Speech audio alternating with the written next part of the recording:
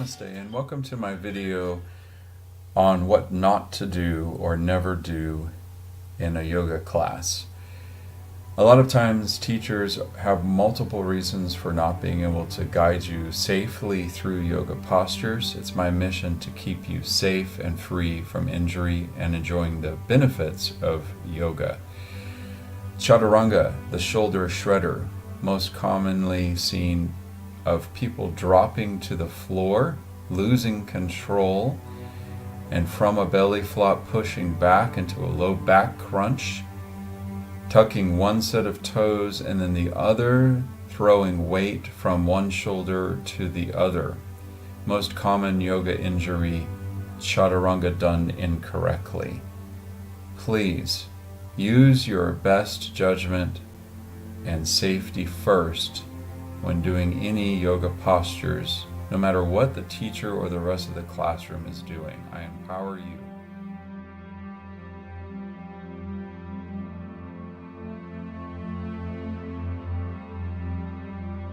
Start in a nice strong plank. Come to table with the knees down. Lower halfway, remaining in control, never losing strength or control in chaturanga. Then pressing the hips slightly forward and coming to an easy upward facing dog or a full up dog if you're feeling strong enough in the shoulders. I've been practicing 16 years.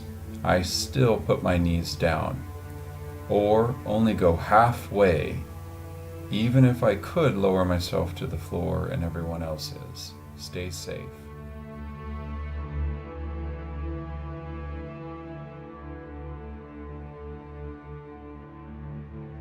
Never do single-legged downward-facing dog movements.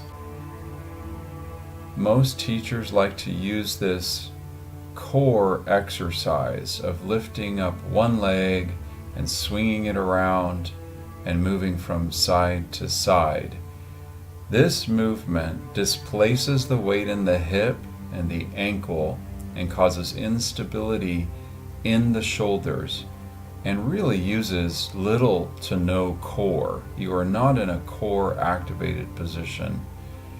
This is mostly a movement for the hips and the shoulders. I don't know where it came from, but I highly recommend that you never do this. I will literally sit out this routine that so many teachers love to teach. When you lift up to a single leg down dog, it's very difficult to maintain stability in the joints and in the core. Therefore, most of the stress goes to your shoulders.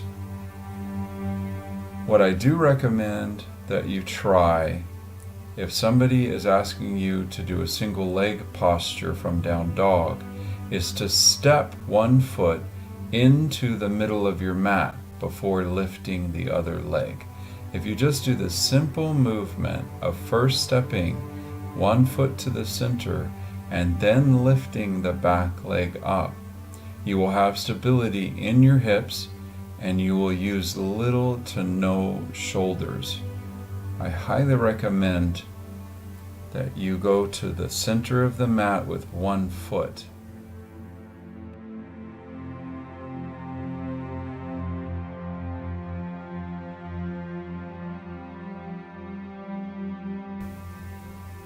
A common posture to begin class in by the majority of teachers is child's pose. Child's pose on a cold body can cause a lot of undue stress in the knees, especially in the tight ankles. And for somebody with a neck injury like myself, it is very challenging on a cold body to do child's pose as the first posture because of tight neck and shoulder muscles. I recommend starting class in a seated posture so that you can look the teacher in the eyes and you don't have to worry about stiff knee joints or undue pressure on the ankles if you start class in a seated pose as opposed to child's posture.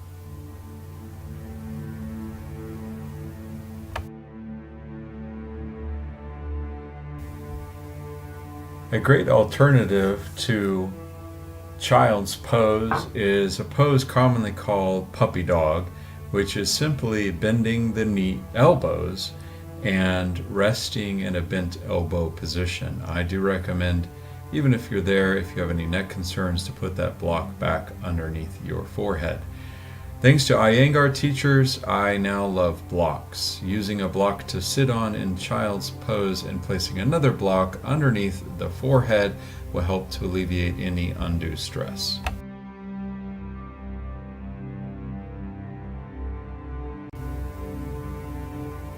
My biggest pet peeve as a teacher is Warrior One. Because teachers are busy or unable to get to their students or take the time out of their sequence, a lot of students put their back foot in a Warrior Two position.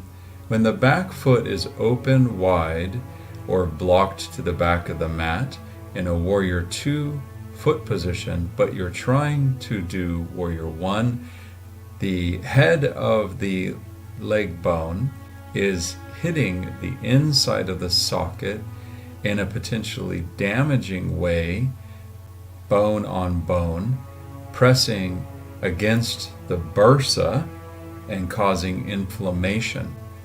And the worst thing about the back foot being opened wide and attempting to do a forward-facing Warrior One is the extreme torquing that can occur in the back knee and the back ankle. I'm very protective of knees, and seeing people's foot placement and Warrior Two foot trying to do Warrior One hurting their knees gives me a lot of concern. So what I do recommend instead is that you take the time, even if the teacher is not correcting it or the rest of the students are doing it with that Warrior Two foot placement. If the pose is Warrior One, turn your back foot in. I even turn my back foot in so far that it is pointed forward as if I was going to do a high lunge. But traditionally it is taught to block it at a 45-degree angle towards the back corner of the mat.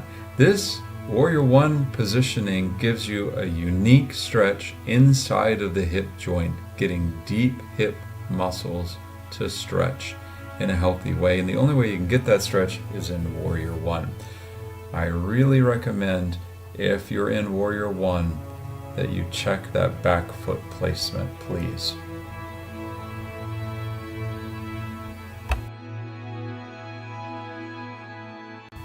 Thank you for liking my video on YouTube by pressing the thumbs up sign down below the video.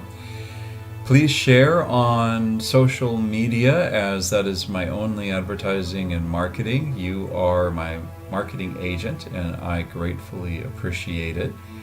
If you would like a safety chart on how to practice classic sun salutations safely, email me trainertroy@gmail.com and I will be happy to send that to you. Check out my website, trainertroy.com, my 200 and 300 hour certified teacher training by request. Thanks for the thumbs up. My book is now available on Amazon.com and Kindle. The Why of Yoga explores a journey through yoga, why other students are doing yoga, why it's so popular, the different styles and types of yoga, why to do yoga, and a chapter on why not to do yoga, available on Amazon and Kindle. Namaste, Shanti. Please be safe.